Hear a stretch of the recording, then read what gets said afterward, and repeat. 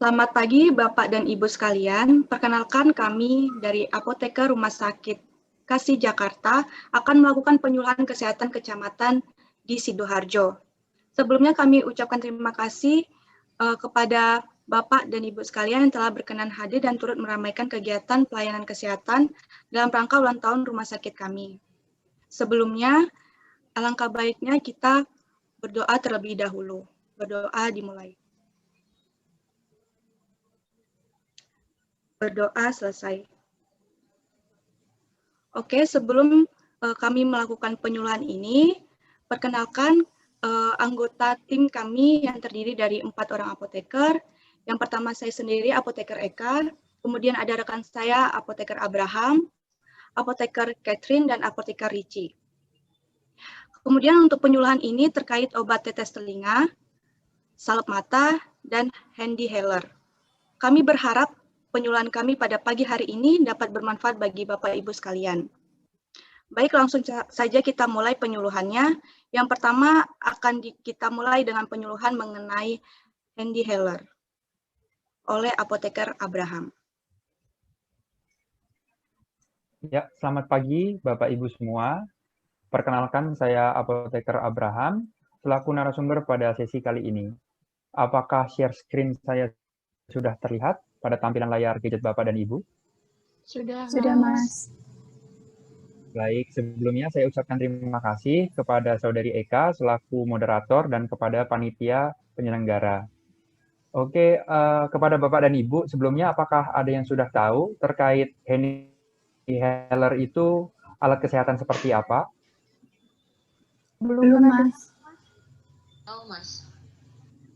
Baik, kalau belum pernah dengar, Bapak dan Ibu bisa menyimak, melihat pada tampilan layar gadget Bapak dan Ibu, di situ terdapat gambar alat handy healer. Jadi, handy healer ini merupakan salah satu jenis inhaler yang banyak digunakan untuk mengatasi gangguan pernafasan seperti itu. Nah, handy healer biasanya bisa didapatkan hanya dengan resep dokter seperti itu. Jadi tidak dapat Ibu atau Bapak beli secara bebas di toko obat maupun apotek seperti itu. Setelah mendapatkan resep dari dokter, kemudian resep tersebut dapat ditebus di apotek yang ada di rumah sakit maupun apotek-apotek lainnya di lingkungan masyarakat. Kemudian penyimpanan obat ini nantinya terjamin dilakukan di apotek sesuai dengan standar yang sudah ada. Jadi Bapak dan Ibu nantinya juga perlu tahu penyimpanan secara baik dan benar ketika Bapak dan Ibu sudah menggunakan alat tersebut dibawa ke rumah seperti itu. Nah, kalau untuk penggunaannya sendiri, karena tadi Bapak dan Ibu banyak yang belum tahu alat handy healer ini, mungkin saya akan menjelaskan step-stepnya ya. Karena step penggunaan alat yang benar, penggunaan obat secara benar, nanti akan mempengaruhi keberhasilan terapi dari terapi yang akan dijalani oleh Bapak dan Ibu, atau mungkin saudara-saudaranya, atau mungkin kenalan-kenalannya seperti itu. Tapi saya harapkan Bapak dan Ibu serta koleganya selalu dalam keadaan yang sehat. Yang pertama, untuk penggunaan handy healer ini dapat membuka penutupnya dengan menekan tombol pelubang kapsul atau yang berwarna hijau. Kemudian ditekan lagi untuk membuka bagian mouthpiece dengan menariknya ke atas. Seperti itu. Kemudian untuk step keduanya, kapsul dapat dikeluarkan dari blister. Jadi kapsul ini yang berisikan obat yang akan mengatasi gangguan pernafasan tadi. Kemudian untuk step ketiganya, kapsul dapat diletakkan pada tempat pengisian kapsul seperti pada gambar. Saya coba zoom. Seperti itu posisinya. Kemudian untuk step keempatnya, bagian mouthpiece yang berwarna putih itu dapat ditutupkan kembali hingga menghasilkan suara klik. Hingga memastikan bahwa mouthpiece sudah tertutup dengan benar. Kemudian untuk step kelimanya, arahkan mouthpiece dari handy healer itu berada di atas. Kemudian tekan tombol pelubang kapsul yang berwarna hijau tadi. Kemudian dilepaskan. Nah, ini fungsinya untuk melepas obat dari kapsul sehingga nantinya siap untuk digunakan. Kemudian langkah yang ketujuh, orang yang akan menggunakan dapat bernafas secara perlahan, menghindari menghembuskan nafas ke area mouthpiece. Jadi dihembuskan dulu, paru-paru kita dikosongkan dari udara, kemudian posisikan perangkat handy healer mouthpiece-nya dengan dijepit dengan menggunakan 2 bibir secara rapat mengelilingi mouthpiece.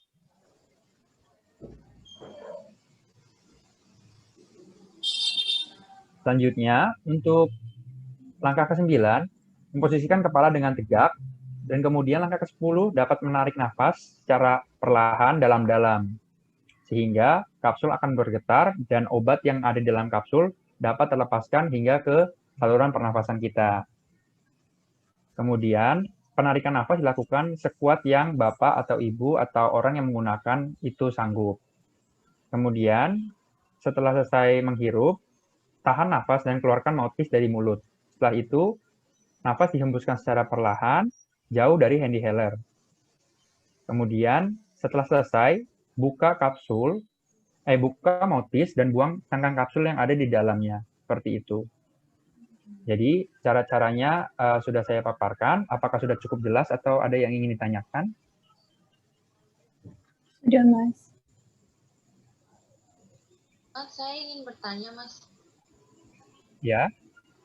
Tadi kan itu bagian mouthpiece-nya dijepit sama kedua bibir kan. Nah, lidah saya itu nantinya kayak mana ya, Mas? Soalnya kan saya belum pernah coba pakai alat ini. Kayak gitu. Oke, baik. Jadi ketika dijepitkan menggunakan 2 bibir, pastikan kondisi lidah Ibu tidak menghalangi lubang pada mouthpiece ya, Bu. Jadi kalau bisa diletakkan di bawah dari mouthpiece, seperti misalnya ini mouthpiece, ini lidah Ibu, jangan diangkat ke atas seperti ini sehingga menutupi lubang mouthpiece, akan tetapi diletakkan seperti ini. Seperti itu, Bu. Apakah sudah cukup jelas? Oke, Mas. Makasih, Mas. Sudah cukup jelas. Baik, terima kasih, Ibu. Setelah digunakan, untuk Bapak dan Ibu, jangan lupa hand inhaler ini dapat dibersihkan.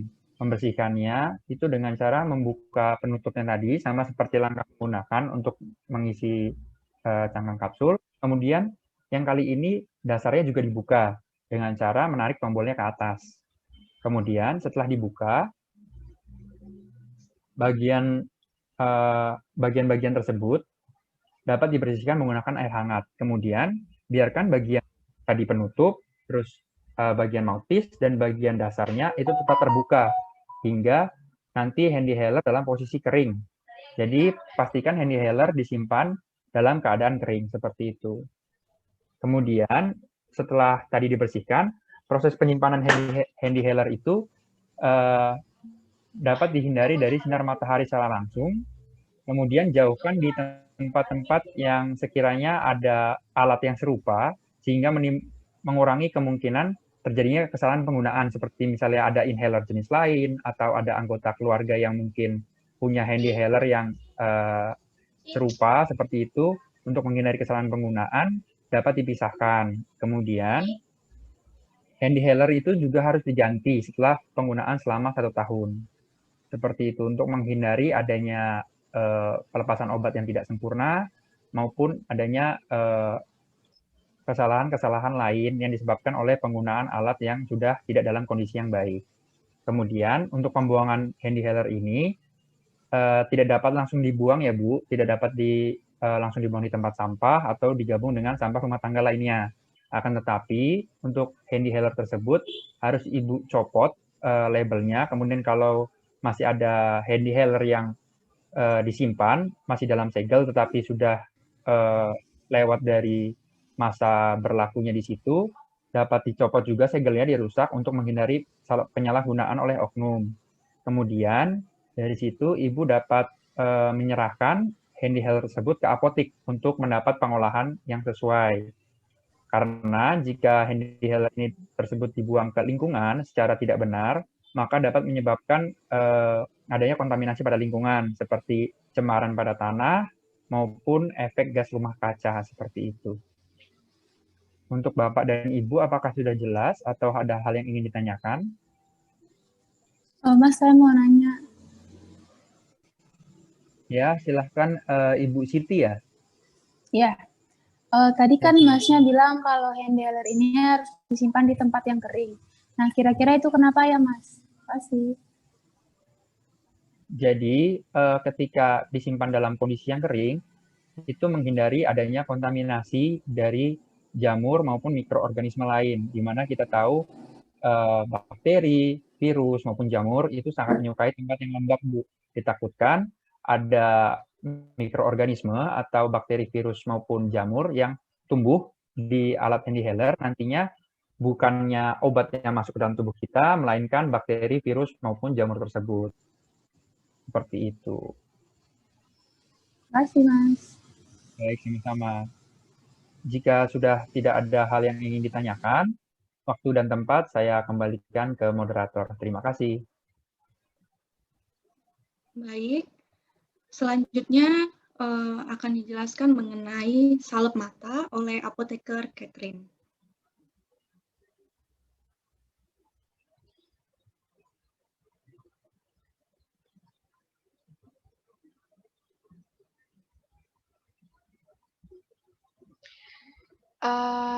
Terima kasih kepada moderator atas kesempatannya.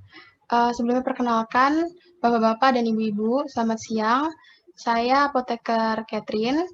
Pada hari ini saya ingin membagikan informasi kepada Bapak-Bapak dan Ibu-Ibu semuanya tentang dagu sibu obat salep mata. Sebelumnya Bapak-Bapak dan Ibu-Ibu sudah pernah dengar belum ya obat salep mata? Udah Mbak, biasanya dipakai buat bayi gitu, nggak tahu. Pernah Mbak, tapi belum pernah dapat resepnya. Oh begitu, ya baik. Kalau begitu, kita ketahui dulu bersama apa itu salep mata ya. Jadi salep mata ini adalah sediaan steril untuk pengobatan mata dengan menggunakan salep dasar yang cocok, yang biasanya digunakan untuk mengatasi mata kering, alergi, ataupun infeksi bakteri, begitu. Nah, untuk mendapatkan obat salep mata ini kita harus memperolehnya itu dari fasilitas kesehatan antara lain seperti rumah sakit, kemudian puskesmas maupun apotek. Dan salep mata ini harus ditebus dengan resep dokter, begitu. Nah, kemudian untuk cara penggunaannya, sebelumnya Bapak-Bapak dan Ibu-Ibu sudah tahu belum bagaimana cara penggunaan salep mata ini? Biasanya kan kita dengarnya tuh tetes mata, begitu ya Bapak Ibu ya? Iya, nggak pernah tahu Mbak Mungkin kalau diolesin salep mata. Iya. Iya. Diolesin aja gitu Mbak ya ke mata. Ya, oke. Jadi penggunaan mata ini, yang pertama yang harus kita lakukan itu pastikan dulu tangan kita ini bersih.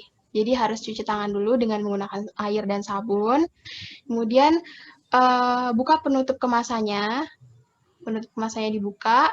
Kemudian jangan sampai ujung tubnya, ujung dari pipanya itu terkena benda ataupun barang apa begitu ya Bu ya.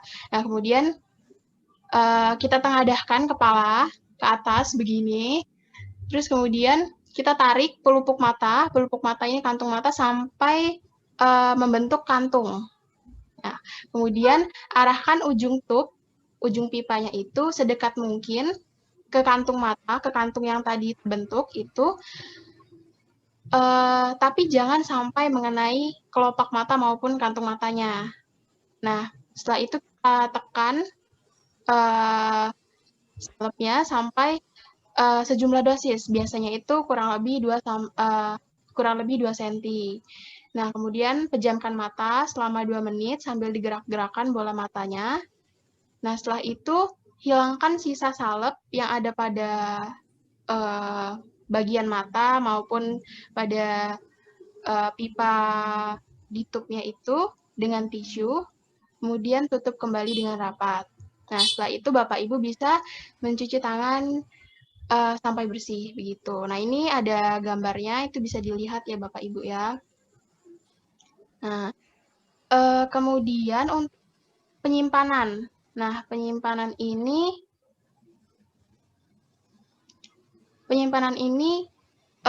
bisa disimpan jika Bapak Ibu mendapat resep atau obat salep mata begitu. Salep matanya ini harus disimpan di tempat yang sejuk, terhindar dari cahaya matahari langsung dan kering. Kemudian jangan sampai ujung kemasannya, bagian untuk tempat keluarnya salep, yaitu menyentuh sesuatu atau terkena kulit, mata, atau benda-benda lain agar tidak terkontaminasi, begitu ya. Kemudian jangan gunakan salep mata ini bersamaan dengan orang lain, gitu. Kemudian jauhkan salep mata ini dari jangkauan anak-anak, dan setelah dibuka, kemasannya ini dibuka, hanya boleh disimpan sampai 30 hari ya Bapak Ibu, supaya terhindar dari kontaminasi. Maksudnya terhindar dari kontaminasi ini setelah lebih dari 30 hari ini maksud saya, kemungkinan sediaan salep ini sudah terkontaminasi oleh kuman, gitu. Kemudian untuk pembuangan, selanjutnya untuk pembuangan, salep mata yang sudah habis atau sudah dibuka lebih dari 30 hari, itu bisa dibuang dengan cara pisahkan obat dari kemasan. Maksudnya itu kita keluarkan dulu sediaannya dari kemasannya, setelah itu campurkan sediaannya tadi dengan tanah, setelah itu masukkan ke kantung plastik, kemudian dibuang. Jadi pembuangannya itu dipisahkan dengan kemasannya. Namun untuk salep mata yang mengandung antibakteri, itu tidak perlu dikeluarkan terlebih dahulu, bisa dibuang saja bersamaan dengan kemasannya. Namun perlu dilepaskan etiketnya begitu. Nah setelah itu kalau semisal Bapak dan Ibu masih bingung dengan cara pembuangannya, itu bisa diserahkan saja ke apotek gitu untuk dibantu proses pembuangannya. Kemudian untuk perhatian yang perlu diperhatikan itu penggunaan salep mata ini tidak dianjurkan untuk melakukan aktivitas karena pandangan akan sementara akan menjadi buram. Kemudian jangan menggunakan salep mata saat menggunakan lensa kontak atau soft lens gitu. Kalau misalkan ada jika setelah penggunaan ini kondisi Bapak dan Ibu menjadi lebih buruk gitu, segera hubungi dokter.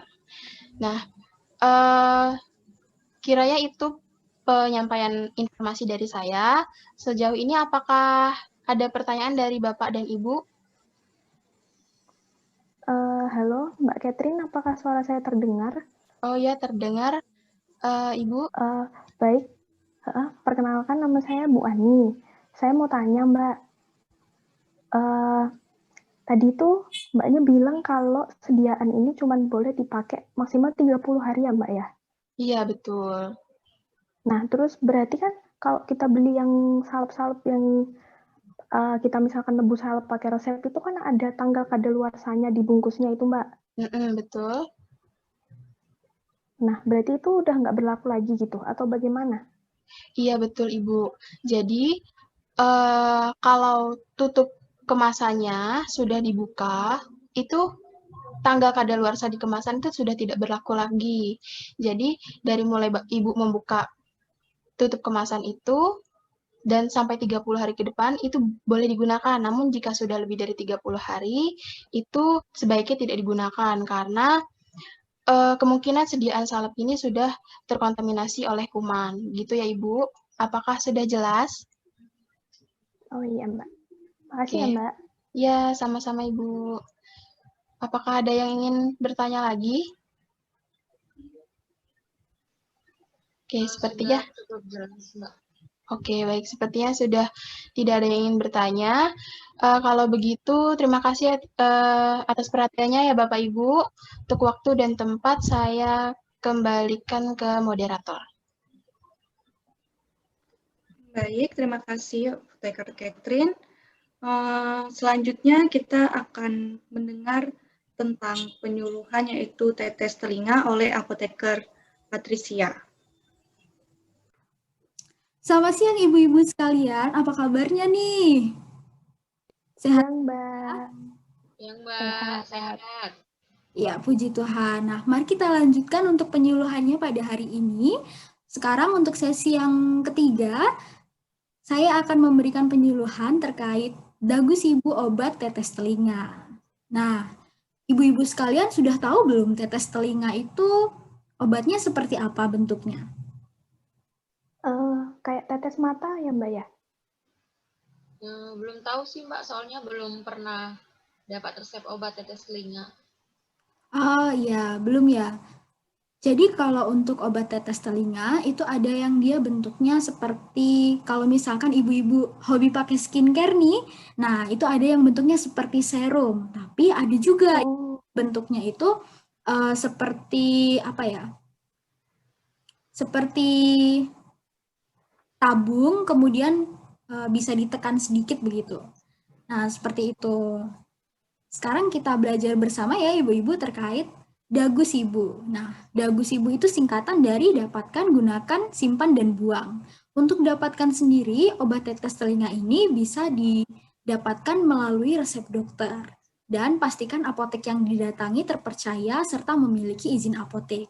Apotek yang berizin akan mencantumkan nomor surat izin apotek pada plang apotek dan bersifat pribadi tentunya obatnya. Jadi misalkan ada tetangga ataupun orang yang ibu kenal mengalami gejala-gejala yang sama pada telinga, itu belum tentu obatnya sama ya ibu-ibu. Selanjutnya yang untuk gunakan. Pertama, ibu-ibu harus mencuci tangan terlebih dahulu dan dicuci juga di bagian telinganya dengan sabun kemudian dikeringkan. Setelah itu, hangatkan tetes telinga dengan cara digenggam dalam telapak tangan atau ketiak untuk beberapa menit. Lalu jangan menggunakan aliran air panas dari kran karena suhunya nanti menjadi tidak terkontrol. Selanjutnya, jangan sentuh bagian ujung wadah agar tidak terkontaminasi. Dan pastikan obat tetes telinga bisa digunakan. Yang keempat, miringkan telinga yang terkena ke atas atau berbaring memiring. Kemudian tarik telinga ke belakang dan ke atas untuk membuka liang telinga. Jika diberikan obatnya itu kepada anak usia di bawah 3 tahun, maka telinganya ditarik ke bawah ya. Selanjutnya, itu untuk mempermudah supaya obatnya bisa masuk. Selanjutnya, tempatkan jumlah tetes yang tepat pada telinga Anda. Lahan pada penutup kulit kecil di atas telinga untuk membantu tetes masuk ke dalam telinga. Selanjutnya, biarkan telinga Anda miring selama beberapa menit sesuai petunjuk atau setidaknya 5 menit. Sesi selanjutnya yaitu simpan. Simpan obat tetes telinga ini di tempat yang sejuk, kering, dan terhindar dari sinar matahari langsung. Apabila ada petunjuk untuk disimpan di kulkas atau di freezer, maka simpanlah sesuai petunjuk yang tertera. Selanjutnya, jauhkan dari jangkauan anak-anak, simpan dalam kemasan aslinya dan wadah tertutup rapat. Kemudian obat minum dan obat luar harus disimpan secara terpisah. Jadi misalkan ibu punya obat-obatan tablet atau kapsul, dipisah penyimpanannya dengan obat tetes telinga ini ya, karena obat tetes telinga itu termasuk obat luar. Selanjutnya, jangan meletakkan obat di dalam mobil. Lalu buang. Cara membuang obat tetes telinga yaitu hilangkan informasi seputar obat dan keluarkan obat dari dalam kemasan aslinya. Hal ini akan melindungi identitas dan privasi mengenai keadaan kesehatan kita. Selain itu, hal tersebut juga berguna untuk menghindari terjadinya penyalahgunaan oleh pihak-pihak yang tidak bertanggung jawab. Setelah label ataupun etiketnya sudah tidak terbaca, kemudian bisa dibuang ke tempat sampah. Sekian penyuluhan dari saya. Apakah ada pertanyaan dari ibu-ibu sekalian? Silahkan. Saya Mbak. Ya, silahkan Ibu. Perkenalkan, nama saya Bu Ani. Saya mau tanya Mbak, tadi kan waktu pemakaian itu kan harus dihangatkan dulu. Nah, itu tuh kenapa harus dihangatkan dulu ya Mbak ya? Terus caranya kita tahu itu sudah hangat atau belum gimana? Terima kasih Mbak. Ya, terima kasih atas pertanyaannya Ibu Ani. Saya langsung jawab saja ya. Jadi, tetes telinga itu perlu dihangatkan untuk menyamakan suhu obatnya sama dengan suhu tubuh kita. Jadi, biasanya kan tadi ada beberapa obat tetes telinga yang instruksi penyimpanannya itu harus disimpan di dalam kulkas ataupun freezer. Nah, kalau misalkan suhu obatnya itu tidak sama dengan suhu tubuh kita, itu akan susah untuk dikeluarkan tetes telinganya begitu. Selanjutnya, cara tahunya dia sudah hangat, ya kita tunggu sekitar 30-1 menit ya Ibu, biasanya suhunya akan langsung sama dengan tubuh kita. Begitu. Ada lagi? Dari saya sudah, Mbak. Saya Bu Marlen, saya ingin bertanya kepada Mbak Apoteker, bagusnya itu yang netes obatnya itu kita sendiri atau boleh oleh orang lain ya, Mbak? Ya, terima kasih Ibu Marlen atas pertanyaannya. Sebenarnya itu tergantung kenyamanan masing-masing pribadi. Lebih baik jika dibantu oleh orang lain ya, supaya memang benar-benar pasti masuk ke dalam lubang telinga kita, begitu. Tapi jika memang bisa mengaplikasikannya secara pribadi, tidak apa-apa. Oke, baik. Makasih, Mbak. Pertanyaan saya sudah cukup. Ya. Terima kasih Ibu Marlen dan juga Ibu Ani atas pertanyaannya. Sama-sama, Mbak. Keluhan dari saya kembalikan waktu dan tempat kepada moderator. Oke, baik Bapak dan Ibu sekalian. Sekian penyuluhan dari kami. Kami mengucapkan terima kasih kehadirannya dan kami mohon maaf selama penyuluhan kami ada salah kata maupun sengaja maupun tidak sengaja. Demikian penyuluhan dari kami. Terima kasih. Terima kasih Mbak dan Mas yang sudah menyampaikan informasinya. Terima kasih. Terima kasih Bapak Ibu, semoga sehat selalu.